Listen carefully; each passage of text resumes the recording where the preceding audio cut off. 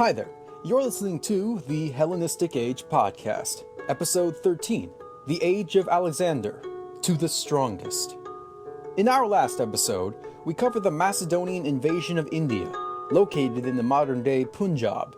The fighting was brutal and costly, and although victory over King Porus in the Battle of the Hydaspes solidified Alexander's grasp over the region, the army had put its foot down and demanded to go home.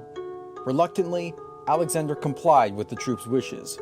But the question is, how to get back home? And once they return home to enjoy the spoils of empire, the question becomes how to rule it. Since settling the affairs of his founded cities Bucephala and Nicaea, Alexander had been awaiting for the arrival of his Greek naval commander Nearchus, a boyhood friend of the king who had previously served as satrap in Asia, before being recalled to serve as navarch of the Macedonian fleet that was currently being built upon the banks of the Hydaspes River. Nearchus would later write a memoir about his adventures, which is unfortunately now lost, but would later be extensively used by Arrian. The army had assembled about 800 ships, a small number of 30-oared vessels, and the rest were lighter transport craft. The plan was to sail down the Indus River to the Mediterranean Sea. And if you look at a map, you would know this is actually impossible. But it was originally theorized by Alexander that the Indus was the source of the Nile River, apparently on the assumption that both the Nile and the Indus share similar flora and fauna like crocodiles, and they would thus belong to the same body of water. The plan had to be adjusted once the locals explained the system of currents, and they would have to sail down the Hydaspes and the Indus River to the Indian Gulf, which itself joins the Persian Gulf. So, in the autumn of 326, Alexander sacrificed and proceeded to board a ship and inaugurate the journey. The noise of the rowers and extravagant display of the feat must have been rather a shocking sight to the locals, who trailed along in the banks in awe and curiosity. This would be no Disney cruise, however, since the waters would quickly turn treacherous and difficult to navigate thanks to rapids and rocks jutting out of the water. To top it all off, the people of the Malloy, located at the meeting point of the Hydaspes and the Ravi River, were planning to engage in heavy resistance. Once on the shore, Alexander divided his forces into 3 parts, giving 2 of the positions to Hephaestion and Ptolemy, and he himself would march towards the territory of the Malloy with the most mobile and elite troops, a sort of strike team to shock and terrorize the Indian forces. Having reached the Malloy lands, Alex managed to surprise some of the civilians outside one of their cities with his lightning march. In a similar repeat of his behavior in the Indian campaign, he descended upon a group of non-combatants and cut them down to a man as they fled to the city. Trying in vain to escape, the civilians were then besieged and killed, amounting to some 2,000 people. This pattern repeated with city after city, until one in particular would give him more of a formidable challenge. An army of Malloy warriors attempted to delay Alexander's progress, but were pushed back to hole up in the strongest city of the region. Alexander, joined by his commander Perdiccas, split the army in 2 and besieged the town. Within the day, they broke through the outer walls and brought ladders up to reach the inner citadel. The Basileus, perhaps believing some of his soldiers to be slacking on account of cowardice, snatched a ladder and began to ascend to the top, followed by a few bodyguards. Reaching the rampart, he climbed onto the battlement and cut down the enemies stationed along the wall. His troops, shamed and anxious on account of the king's safety, began to scramble up the ladder, but it buckled and snapped under their weight. Having left off the battlement into the city, the king was now surrounded by a swarm of angry Malloy. He fought them off, killing many of them in hand-to-hand combat, and even beheaded the leader of the Malloy in the melee. One of the 3 bodyguards who chased after the king was hit in the face with an arrow, and the others 2 still had not reached Alex. In the middle of all this chaos, an Indian archer shot his arrow and hit his mark. Alexander was pierced through his breastplate into his chest. A loud hiss noise and a spurt of blood shot out, a clear sign of a punctured lung, and he collapsed on top of his shield. Peucestus and Leonatus, the remaining bodyguards, began to protect the Basileus with their bodies, and also were hideously wounded.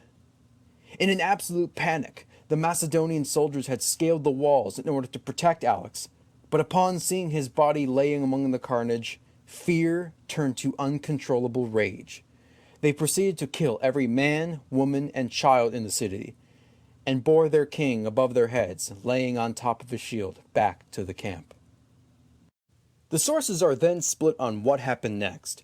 Either Perdiccas had lanced the arrow and extracted it from Alexander's chest himself, something that Ptolemy conveniently did not mention for his own benefit, or a Greek doctor named Critodemos did it. But all agree how much peril the king's life was in. Even the most quote-unquote advanced surgery techniques of the time would have had a comparatively low survival rate thanks to poor knowledge of bacteria and sanitation. Yet, the king did not die. Alexander spent the next few months in recovery, and would make an appearance in front of his troops, much to their joy and relief after spending weeks horribly distraught at the thought of their commander departing to the afterlife. His companions scolded him for his reckless behavior, and in his heart, Alexander knew they were right, despite any grumblings. It wouldn't be until the spring of 325 that the journey down the Indus would continue, but he would order Cratyrus to take a land route with most of the army through the mainland of Arachosia, Zarangia, and Carmania to reach the meeting point between the Indian and Persian Gulf.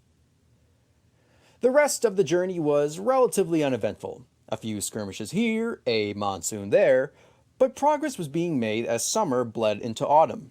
But that all changed when the Macedonians reached the Gedrosian Desert. Previously known to the Achaemenids as Makkah, it is today located in southwestern Pakistan in the modern province of, well, forgive me for this pronunciation, Baluchistan.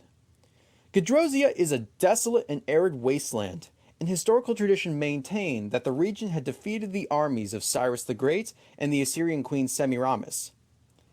Despite the lack of verifiability of these claims, it is communicating how difficult this territory was to cross.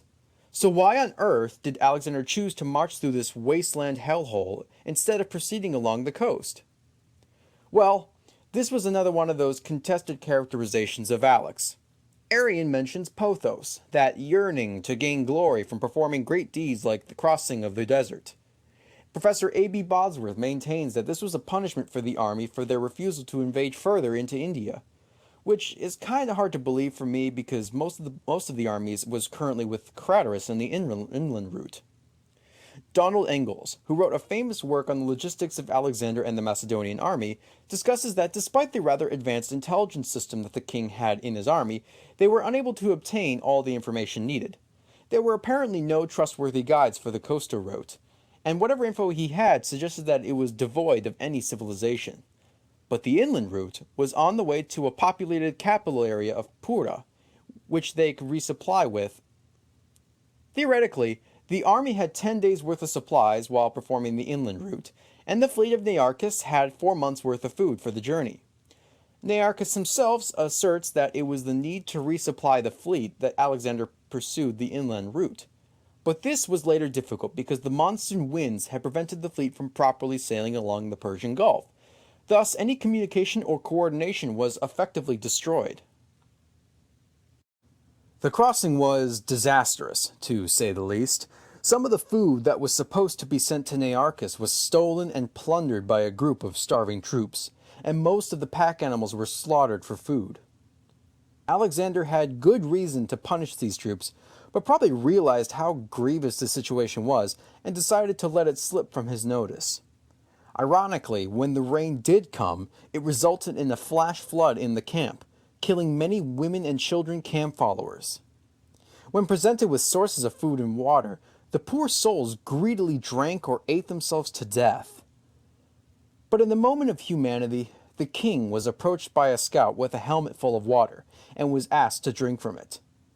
Alexander thanked him, but then took the helmet and poured the water onto the ground, claiming that he wouldn't drink before his men, and the army was emboldened by the king's gesture of solidarity. But by the time they had left the Gedrosian Desert, a journey taking 60 days to cross approximately 1,000 miles, the army, and especially the camp followers, had been heavily hit by the challenges of the journey. Though Alexander had split the army between himself and Cratyrus, he probably lost at least 10,000 troops out of the 30,000 that followed him in. It's difficult to exactly say what constituted the army, as in soldiers, versus the camp followers who trailed along. And 30,000 is an estimate between several scholars' opinions, ranging between 10 to 60,000. Plutarch says that out of the entire following, there was a survival rate of only 25%. But we can assume this was almost certainly that of the women and children versus the soldiers. Still, it must have been incredibly demoralizing and depressing. So he had made it back to Persia in the early spring of 324. Alexander had been away for over 3 years, and now had begun to take his duties as imperial ruler with more scrutiny, as it appeared that administration needed some work. The king had received reports that the satrap of India, a man named Philip, had been murdered by his mercenary subordinates. There were also grievances by the Persian peoples of the conduct of Macedonian garrisons in the area of Media, and Alexander responded by having many of these offenders executed to prevent further abuse. He had a Median named Baryaxes executed for attempting to start a rebellion, and the local satrap Oryxenes was executed for his crimes committed against the Persian peoples. This quote-unquote revamping of his administrative staff, though revamping can be a light word for torture and execution, was not necessarily a massive purge of his staff out of a delusional paranoia, or using these as a scapegoat to redirect blame and anger for the disaster in Gedrosia. But it is indicative that Alexander was now definitely concerned about consolidating his rule before he was going to pursue any further conquests. But to fuel the empire's inner workings, and most of all to pay his troops for several years' worth of back service, he ordered the production of coin money. Lots of coin money. Alexander's conquests generated an insane amount of wealth and booty, but he had not been very well managed, especially by a particularly irascible treasurer named Harpalus, who embezzled and ran off with several thousands of talents. More on him later. To give a brief look at what would otherwise be a long episode about the ancient economy, much of the wealth of Persia, in the form of tribute, had remained uncirculated and stockpiled as silver bars or talents. To pay for all of his expenses, Alexander unleashed a vast monetization project, turning a fair amount of this silver and gold bullion into coinage that flowed from the 24 different mints across the empire. Numismatic Frank Lee Holt has recently published a work entitled The Treasure of Alexander, which gives a remarkable assessment on the money gained by Alexander's conquests and its finances. In it, he points out that previous estimations on how much Persian wealth was sequestered and not in circulation is rather overstated, but the coin amount probably numbered some 24 million gold coins and 126 million silver coins. But most of the bullion remained untouched well into the successor period after Alexander's death. It is during this time that Alexander had attempted to solidify the connections between himself and the Persian locale, with mixed success. Whether out of genuine respect or as merely a political move, Alexander made a visit to the tomb of the legendary founder of the Persian Empire, Cyrus the Great.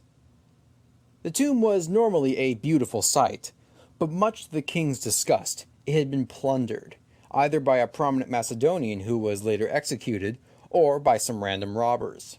The tomb was ordered to be repaired to the nearest detail, and to preserve the body of Cyrus as best they could.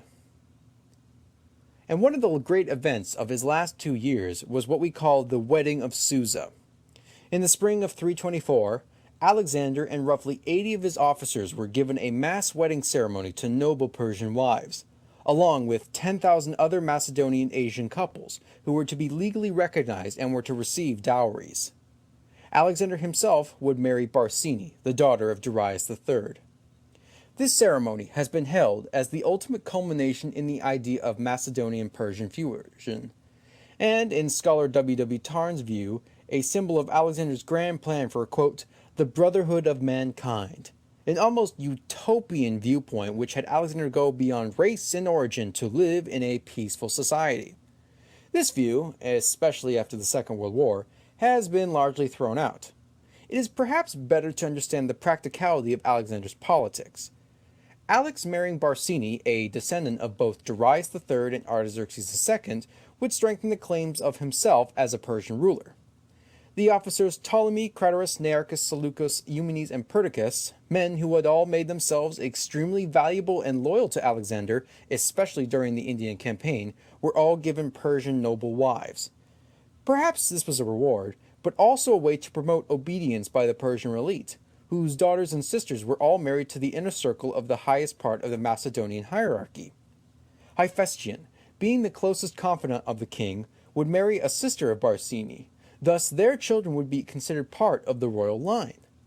By doing this, he managed to garner greater Persian acceptance, and tried to install loyal officers as the bedrock of his new nobility.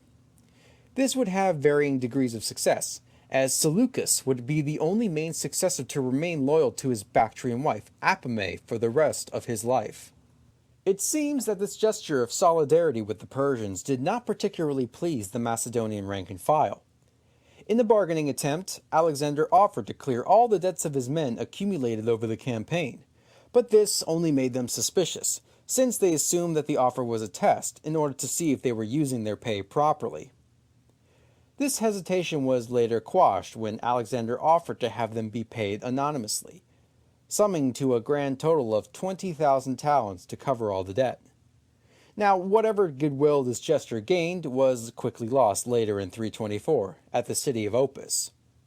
Here, Alexander had assembled his troops, and made a proclamation that all the veterans who were of old age or unfit for service would be relieved of duty, and be sent home with generous bonuses. This did not go over as well as Alexander expected, and the Macedonians began to cry out that all of them should be sent home, and then mocked the king that he should campaign with his, quote, father, referring to Zeus. Tensions had been high already, and the recent induction of 30,000 epigonoi, Persian boys given Greek language and education in order to train them in the Macedonian arms, did not help but make some of the soldiers feel like they were being replaced.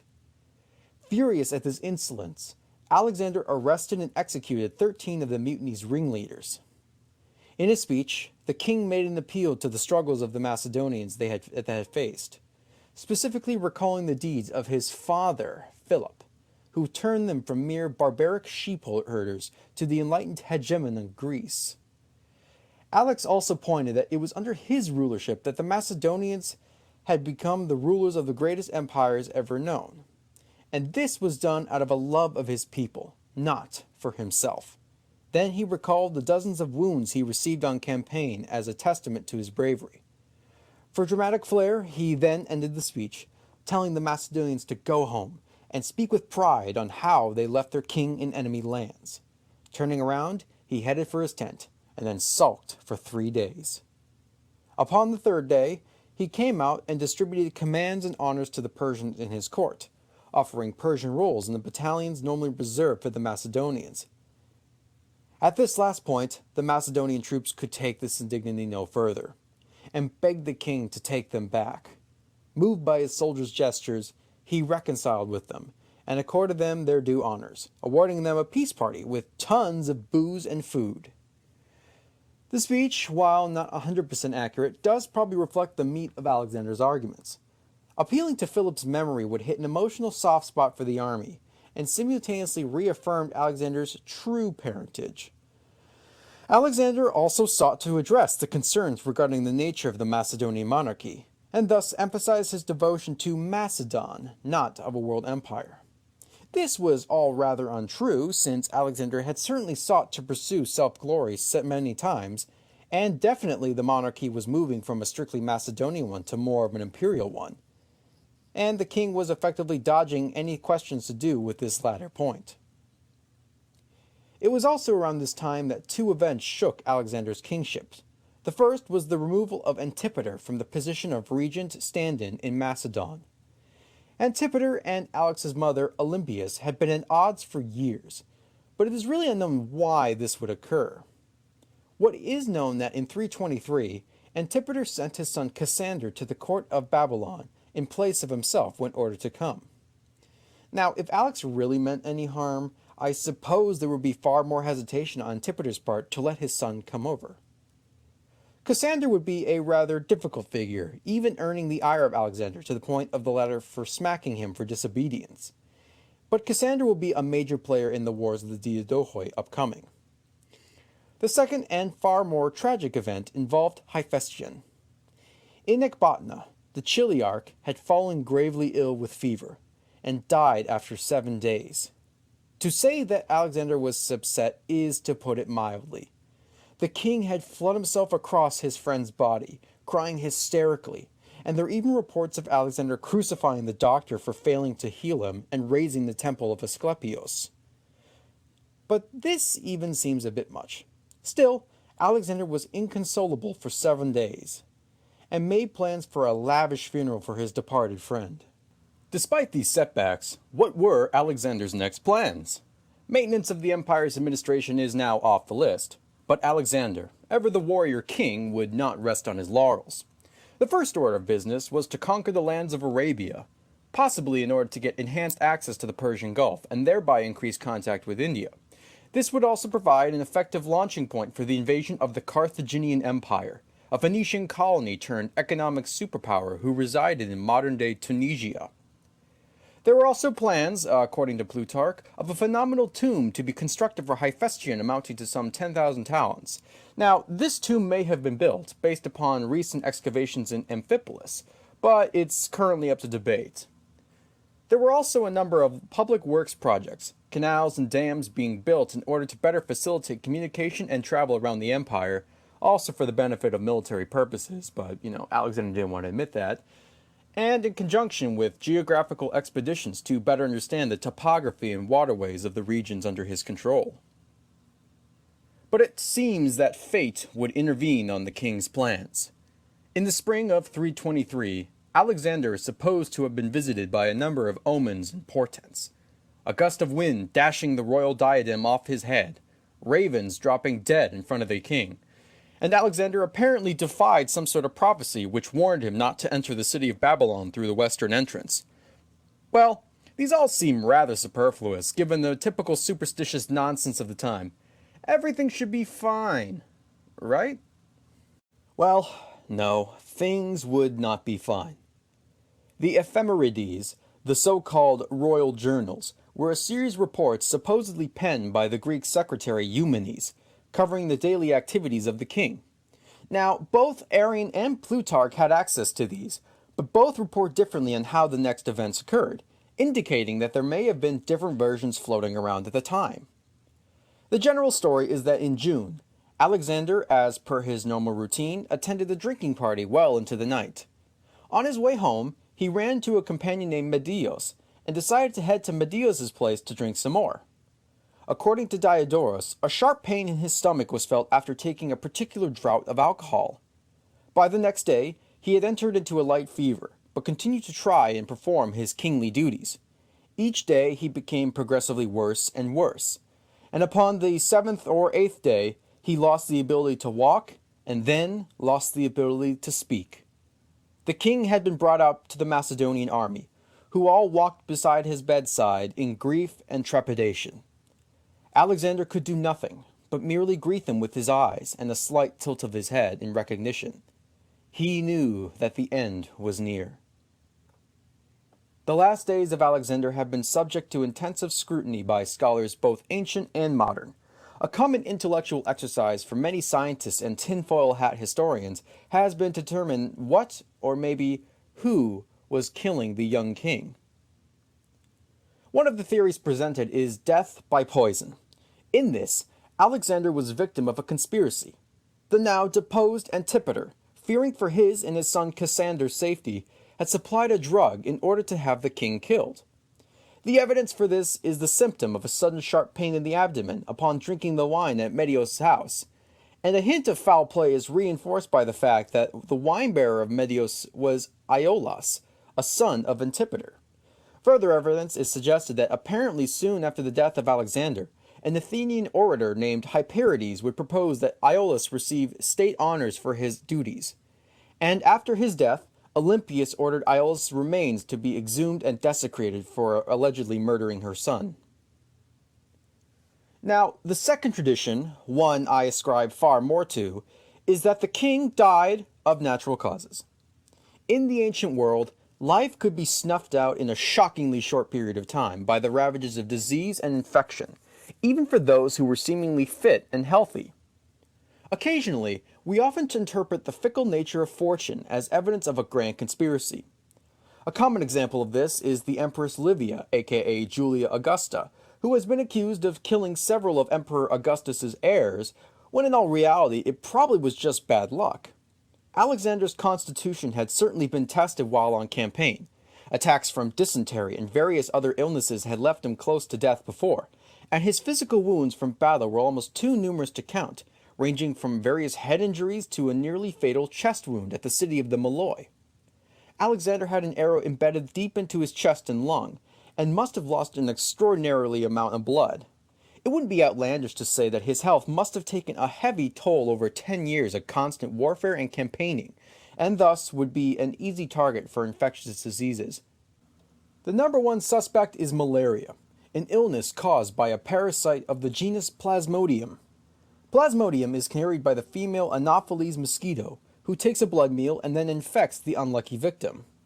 Once the plasmodia enter the bloodstream, they are carried to the liver, where they mature and become schizonts. Schizonts then erupt and then re-enter circulation and infect red blood cells. These infected erythrocytes burst in cycles, causing intermittent periods of intense chills, fever, and general malaise that lasts over a period of several days to weeks. Malaria has an incubation period of up to 2 weeks after the initial blood feed, and malaria is endemic in the region of Babylon. It should be noted that the prophecy I mentioned before, where Alexander entered the western gate of Babylon, was home to a marshy swamp, and it would be a fertile breeding ground for mosquito larvae, and the incubation period would match the period of the time between this event and Alexander's initial fevers. Malaria is considered one of the most deadly diseases in all of human history, and continues to kill hundreds of thousands of people each year, even after the discovery of drugs like quinine. The other big candidate is typhoid fever, a bacterial infection from drinking or eating foodstuffs that is contaminated with the bacteria Salmonella typhi via human waste. Typhoid fever results in a steadily increasing fever over a period of several weeks, resulting in dehydration, diarrhea, and sometimes abdominal perforation and hemorrhaging. In some respects, the cause of death doesn't matter. By the final morning, a date fixed at June 11th, 323 BC, Alexander III of Macedon, soon to be known as Alexandros Megas, or Alexander the Great, would die after reigning for 12 years and 8 months. He was only 32 years old. The empire that Alexander had conquered was now without a ruler. Ranging from the modern-day Bulgaria to the Punjab, covering 5.2 million square miles, the young king had become the greatest conqueror in world history up to this point, a feat unmatched. In terms of his character, Alexander was a fiery and oftentimes reckless soul. His anger would prompt him to take the lives of those who insulted him or his honor, or those who would dare cross him. Enormously arrogant from confidence at best, barely restrained narcissism at worst. But these faults are tempered by Alexander's more positive traits. His chivalrous behavior when it came to prisoners of war and the treatment of the royal family of Darius III, whatever the political usefulness notwithstanding. He was extremely generous to friend and sometimes even foe, showing a remarkable clemency towards peoples who had been seen to show their true quality. Often witty and charismatic, he commanded the loyalty of his men to the ends of the earth, and even the mutinies at the Baeus River and the city of Opis were just essentially sit-down strikes. I will admit, I tend to lionize Alexander a bit. I have tried to give a more rounded viewpoint over the last 9 episodes or so please forgive me if I come across as too apologetic. But the most immediate consequences of Alexander's conquest was the opening up of Asia to the Hellenic peoples. Colonists, merchants, kings, mercenaries, philosophers, and artists would all stream across the former Persian Empire in what would now be known as the Hellenistic world. Alexander died without an heir to pass on the throne to. But one anecdotal story tells us this. On his deathbed, the officers begged Alexander for him to declare who would lead the empire. The king knew that the body of generals and companions he had assembled over the last several years were all hungry for power and wealth. Perhaps out of dehydration and delirium, or merely out of spite, Alexander refused to name anybody in particular. Instead, he pulled off his signet ring and weakly uttered, "Toi kratisto." The men who surrounded his deathbed, many of whom would become kings and warlords, knew that the stage had been set. These men, soon to be known as the Diadohoi, or the Successors, would engage in one of the greatest funeral games in world history. The phrase, "toi kratisto," roughly translates to the strongest.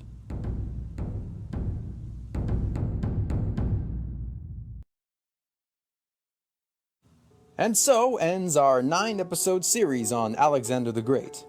It's been fun working on this for the past few months, and I hope you've been enjoying it along as well. The schedule for the show lineup will be covering the wars of the Diadohoi.